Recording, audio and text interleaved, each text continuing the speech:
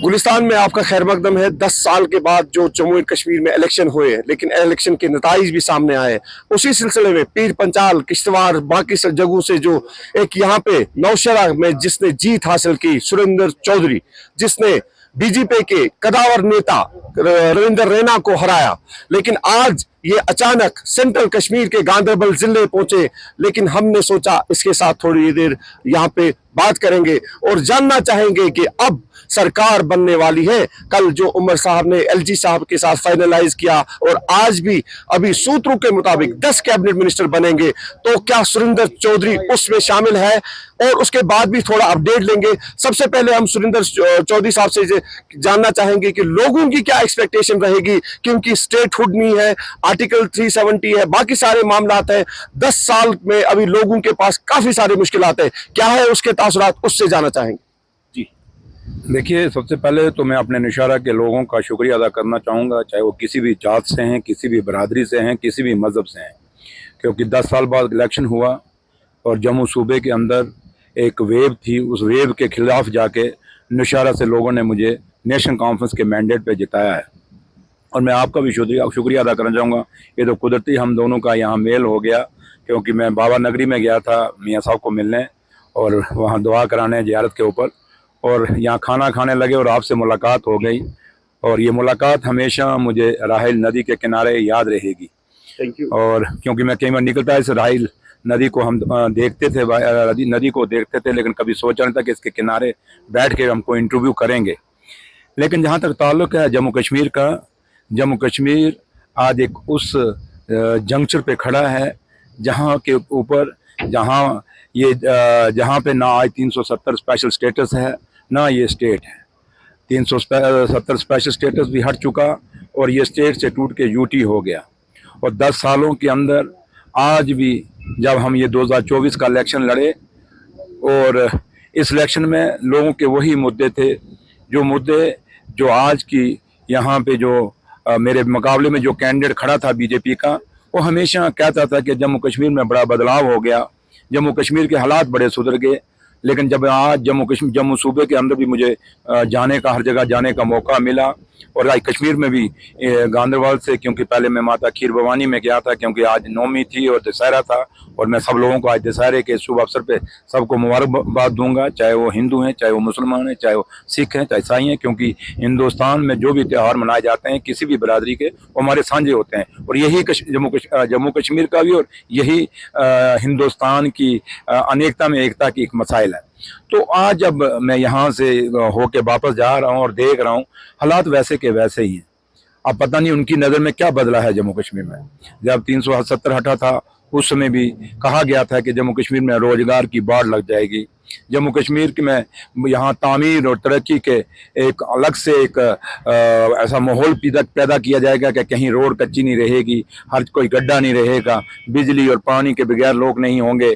यहाँ जहाँ भी टूरिज़्म का बड़ा एक माहौल बनेगा। यहाँ आज जहाँ तक ताल्लुक़ है, आप और भी जहाँ भी बातें करें, चाहे माहौल की बातें करें, तो क्या बदला है? बदला कुछ नहीं है। जो 2014 से पहले हालात थे आज वही हालात हैं। उस समय भी जो पीस था आज भी पीस है। हमें पता नहीं जम्मू कश्मीर में क्या बदला। लेकिन रही जहाँ तक ताल्लुक रही जो मेरे मुकाबले में कैंडिडेट खड़ा था भारतीय जनता पार्टी का ना, उसकी हार का कारण भी यही है, क्योंकि उसने बातें बड़ी बड़ी की। क्योंकि नौशहरा के लोगों ने हमें जब उसको जिता के 2014 में भेजा था, वो उन नारों पे भेजा था जो नारे उन्होंने 10 साल में लगाए। लेकिन जब 10 साल बाद आज जब वो दोबारा मेरे मुकाबले में इलेक्शन लड़ने आया, जो बीजेपी का कैंडिडेट वहाँ नौशहरा से था, तो वहाँ वो लोगों ने वो सवाल पूछे कि भैया हमें बताओ कि 10 साल में क्या बदला आपने, जम्मू कश्मीर में क्या बदलाव हुआ। नौशहरा ने लोगों ने कहा हमें नहीं पता क्योंकि हम बाहर गए नहीं, लेकिन आप बताएं कि नौशहरा के अंदर क्या बदलाव हुआ, हमारे बॉर्डर पे क्या बदलाव हुआ, आज हमारे जो नौशहरा की टाउन्स हैं उसमें क्या बदलाव हुआ। तो उसके पास कोई जवाब भी नहीं था। उसके कारण एंटी इनकम्बेंसी के कारण आज लोग उसके खिलाफ वोट डाले, और हर जात, हर बरादरी, हर मजहब के लोग इकट्ठे होकर उन्होंने सुरेंद्र चौधरी पे भरोसा किया। और मैं हमेशा भगवान से आगे यही दुआ करूँगा कि मुझे इतनी हिम्मत और शक्ति दे कि जिस विश्वास के साथ, जिस उम्मीद के साथ बेरोजगार बच्चों ने मुझे वोट डाला, मेरे गरीब उन बुजुर्गों ने, मेरी माताओं ने, मेरी बहनों ने मुझे वोट डाला, मैं उनकी उम्मीदों पे, उनके विश्वास पे खरा उतरूँ। सुरेंद्र साहब, उमर साहब ने बोला अभी 370 जो हम बात करेंगे, जब तक ये गवर्नमेंट है, बीजेपी की गवर्नमेंट, जब तक अगली वाली गवर्नमेंट है तब तक हमको रोकना पड़ेगा। लेकिन स्टेट हुड की बात अगर करें तो सबसे पहले जो जब असेंबली का सेशन स्टार्ट होगा, सबसे पहला जो कॉन्शो होगा उसमें ये डाला जाएगा कि स्टेट हुड हमें वापस दीजिए। तो अगर उसके लिए कोई हिंट्रेंस आ गई तो अगला क्या कदम रहेगा नेशनल कॉन्फ्रेंस का और आपकी पार्टी का? देखिए, फिलहाल तो हमारे सामने है कि हिंदुस्तान जो है वो largest democracy in the world है, और हिंदुस्तान के आइन में ही लिखा है कि डेमोक्रेसी किससे जिंदा रहेगी? लोगों से। जो मैं आज आपके सामने बैठा हूँ, मैं कोई एग्ज़ाम पास करके नहीं आया, मैं यहाँ कोई रिटर्न एग्ज़ाम दे के नहीं आया, कोई इंटरव्यू दे के नहीं आया, मैं लोगों के उस दरबार से निकल के आया हूँ, लोगों के उन हाथों के साथ, उस उंगली के साथ निकल के आया हूँ जहाँ उन्होंने नेशनल कॉन्फ्रेंस का बटन दबाया।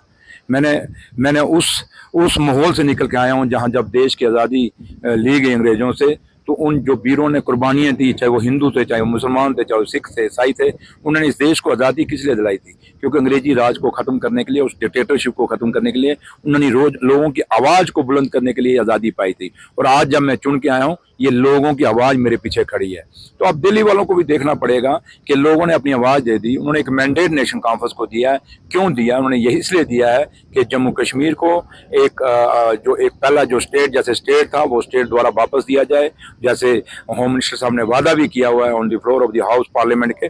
और दूसरा जहाँ तक ताल्लुक है कि हमारी जो जैसे खुद ही होम मिनिस्टर साहब ने कहा हुआ है कि हम ये अश्योर करते हैं कि जम्मू कश्मीर की ज़मीनें और जम्मू कश्मीर के बेरोजगार बच्चों के रोजगार बाहर की किसी भी स्टेट से हिंदुस्तान से कोई आके ना वो ज़मीनें हमारी छीन पाएगा, ना हमारे वो बच्चों के रोजगार ले जाएगा। ये मैं नहीं कह रहा, ये पार्लियामेंट में आपने खुद सुना होगा, होम मिनिस्टर साहब ने कहा है। और हम उम्मीद करते हैं कि वो जो स्पेशल स्टेटस जैसे हिमाचल के अंदर हम ना ज़मीन खरीद सकते हैं, ना वहाँ पे हम अपना कोई रोजगार ले सकते हैं बाहर के लोग, जैसे आज बिहार भी डिमांड कर रहा है, और बिहार को इसी एश्योरेंस के साथ वो एनडीए अलायंस में भी आया है। तो हम उम्मीद करेंगे हमारा स्टेटहुड भी वापस करेंगे, और हमारी ज़मीनें और हमारे बच्चों की नौकरियों को महफूज करने के लिए वो स्पेशल स्टेटस जो दिल्ली की सरकार है वो हमें देगी।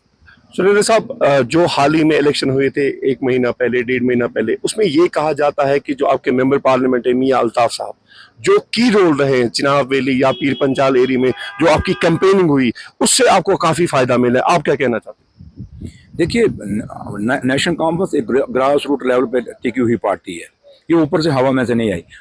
आज मैं आपके सामने बैठा हूँ तो मेरा 18-19 साल का एक्टिव पॉलिटिक्स में, क्योंकि 2008 में मैंने पहला इलेक्शन लड़ा था, फिर 2014 में दूसरा लड़ा, और आज 2024 में तीसरा इलेक्शन लड़ा है। मैं एक ज़मीन से निकला हुआ एक पॉलिटिकल वर्कर हूँ। मैं आज भी अपने आप को लीडर नहीं मानता, क्योंकि जो आदमी अपने आप को लीडर कहना शुरू कर देगा फिर वो ना घर का रहेगा ना घाट का रहेगा। इसलिए मैं आज भी एक पॉलिटिकल वर्कर हूँ, और वो पॉलिटिकल वर्कर हूँ जो ज़मीन से निकल के आया हूँ। तो इसलिए नेशनल कॉन्फ्रेंस को एक वर्कर जो बड़ा मजबूत हैं, और जहाँ तक ये हमारी खिता पीर पंचाल की खुशनसीबी है, जब हमें डिलिमिटेशन के अंदर खिता पीर पंचाल को कश्मीर के साथ जोड़ा गया था, हमें थोड़ा सर्वैक हो गया था। हम सोचा यार अब हम कैसे मुगल रोड को वहाँ से कैसे वो पीर पंचाल को क्रॉस करेंगे, और हम कब पहुँचेंगे कश्मीर, और कैसे हम अपने मसले और मसाइल को हल कर सकेंगे, क्योंकि हमारा जम्मू जाना बड़ा मुश्किल होता है। वहाँ बीजेपी का कैंडिडेट रहा, 10 साल MP रहा, तो उसने जो खिता पीर पंजाल में कुछ नहीं किया।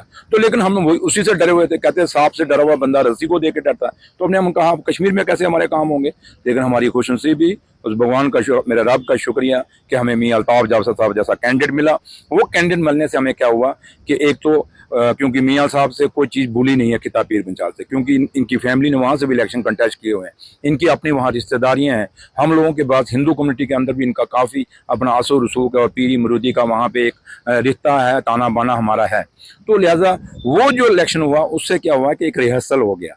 एक कोई भी दौड़ लगाने से पहले वार्म अप होते हैं ना, वो हम वार्म अप हो गए, और हमारी खुशकिस्मती, और उसके साथ साथ ही हमारा इलेक्शन MLA का आ गया और असेंबली इलेक्शन आ गया, उसका हमें फ़ायदा हुआ। और क्योंकि वर्कर पहले ही वार्म अप था, और उसके साथ ही वो असेंबली में कूद पड़ा, और जैसे आपने देखा होगा खिता पीर पंचाल के अंदर बीजेपी को सिर्फ एक सीट मिली, बाकी उसके हाथ से निकल गई। क्योंकि हमें खिता पीर पंचाल के लोगों को उन्होंने लड़ाने की कोशिश की पहाड़ी नॉन पहाड़ी के नाम पे, लेकिन हमारे लोगों ने फैसला सही फैसले, उन्होंने कैंडिडेट को देखा कि हमारा कैंडिडेट कौन सा है, किस पार्टी से है, वो देख के उन्होंने, क्योंकि खाली आप नारा दे देंगे पहाड़ी नॉन पहाड़ी, उससे बात बनने वाली, वो तो लड़ाई की बात होगी।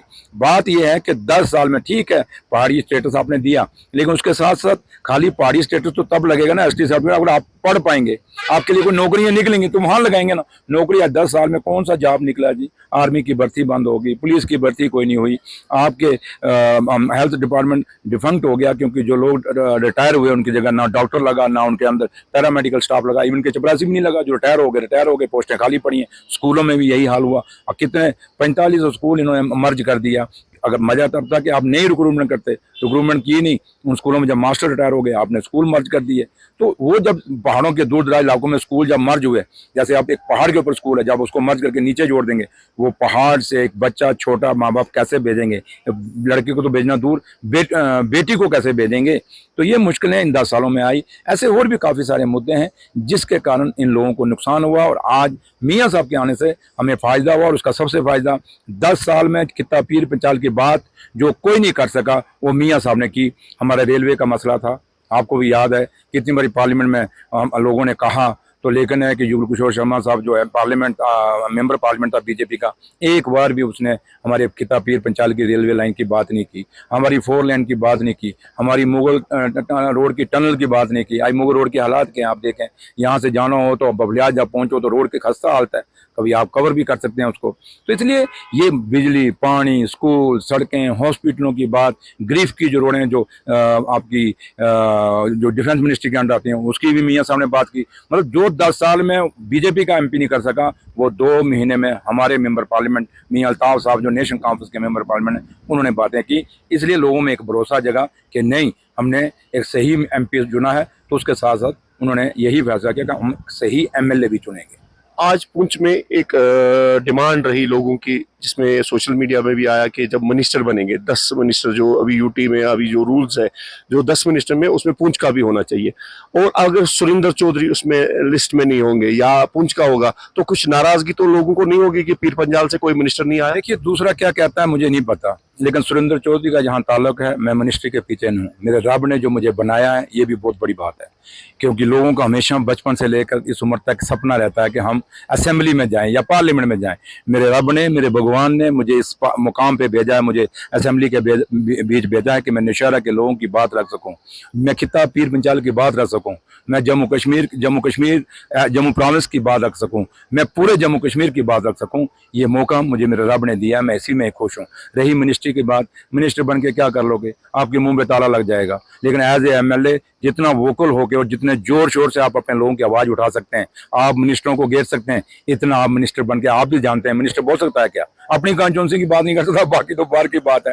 तो लिहाजा मैं जहां हूं मैं वहीं खुश हूं। हाँ, अगर कोई डिमांड कर रहा है तो वो उसको पता होगा कैसे कर रहा है, लेकिन सुरेंद्र चौधरी को कोई डिमांड नहीं। मेरे लीडर डॉक्टर फारूक अब्दुल्ला साहब और मेरे लीडर उमर अब्दुल्ला साहब जो फैसला करेंगे क्योंकि अब हमें, क्योंकि सबसे बड़ी बात यहाँ मिनिस्ट्री की नहीं कि कौन मिनिस्टर बनेगा कौन नहीं, यहाँ बात है कि जम्मू कश्मीर का खोया हुआ वो हिस्सा जो स्टेट और स्पेशल स्टेटस का हमें कैसे मिलेगा, क्योंकि हमारी बच्चों की ज़मीनें ही महफूज नहीं, हमारे बच्चों के रोजगार ही महफूज नहीं रहे, तो जम्मू कश्मीर के आप मिनिस्टर बन के क्या कर लेंगे?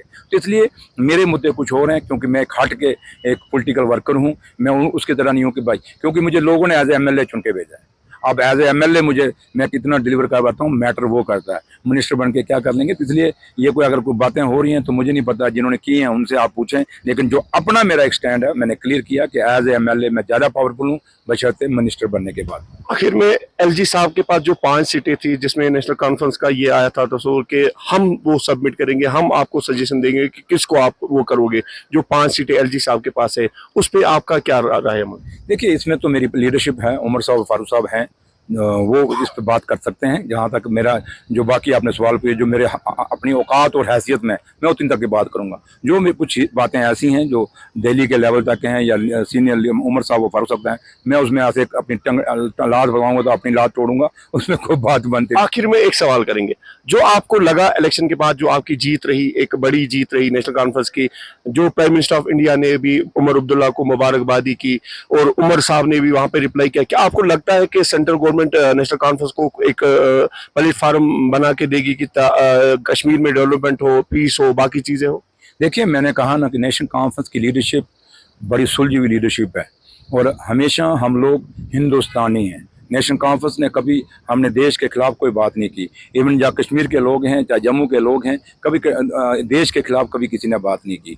अब कुछ लोग हैं जो मर्जी बोलें, चंद अब अच्छे से अच्छा चावल भी लोग हैं, एक उस चावल में कुछ ना कुछ बंड होती है। वो एक आधा आदमी कुछ बोले तो उसका मतलब नहीं होता कि पूरा जम्मू कश्मीर बोल रहा है। तो इसलिए जम्मू कश्मीर, हम लोग इस डेमोक्रेसी को मजबूत करने में विश्वास रखते हैं, नेशनल कॉन्फ्रेंस की लीडरशिप और नेशनल कॉन्फ्रेंस के लोग, और हम चाहते हैं ये देश मजबूत हो। लेकिन अब रही बात कि अगर हम ये चाहते हैं तो उम्मीद करते हैं कि हिंदुस्तान के प्राइम मिनिस्टर मोदी साहब और हिंदुस्तान के होम मिनिस्टर अमित शाह साहब, वो भी हमारे इस बात को समझेंगे, इस डेमोक्रेसी को जम्मू कश्मीर में मजबूत करेंगे। और जम्मू कश्मीर के जो मसले मसाइल हैं, जो हमारे लोग जो लोग चाहते हैं, उन्होंने अब देख भी लिया। जो मैंडेट 2024 में आया, इस मैंडेट का एक सामने एक निशानी है कि वो जम्मू कश्मीर के लोग क्या चाहते हैं। तो इसलिए हम उम्मीद करते हैं कि प्राइम मिनिस्टर साहब और होम मिनिस्टर साहब बिल्कुल आराम से जो हमारी लीडरशिप चाहती है इनको, और वो बात उनकी मानेंगे और वो वही फैसला करेंगे जिससे जम्मू कश्मीर में डेमोक्रेसी मजबूत हो। और जम्मू कश्मीर की डेमोक्रेसी मजबूत होगी तो उसका मतलब पूरे हिंदुस्तान में डेमोक्रेसी मजबूत है। ये थे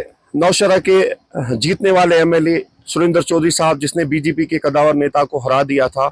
और ये इसका यही मानना है कि हम हिंदुस्तानी हैं, हम पूरी तरह से डेमोक्रेसी पे भरोसा रखते हैं और हमें उम्मीद है सेंट्रल गवर्नमेंट नेशनल कॉन्फ्रेंस को एक अच्छा प्लेटफॉर्म देंगे। और जब कश्मीर में पीस डेवलपमेंट हो जाएगी और पूरे इंडिया में वो हो जाएगा। अब देखना यह है कितनी कामयाब रहेगी आने वाली गवर्नमेंट नेशनल कॉन्फ्रेंस, जो शायद बुधवार को हलफ भी लेगी। और कल शाम को जो एलजी साहब के साथ फाइनल भी हुआ था, जो वहाँ पे सबमिट एप्लीकेशन की थी उमर अब्दुल्ला ने, और आपने देखा कि यहाँ पे सुरेंद्र चौधरी नेशनल कॉन्फ्रेंस के सीनियर लीडर और नौशहरा से जीतने वाले एमएलए। अब आने वाले दिनों में इंतज़ार करना होगा इस चीज़ का, कब सीएम बनेगा, कब कैबिनेट मिनिस्टर 10 बनेंगे। कैमरामैन मजीद के साथ सलीम वानी,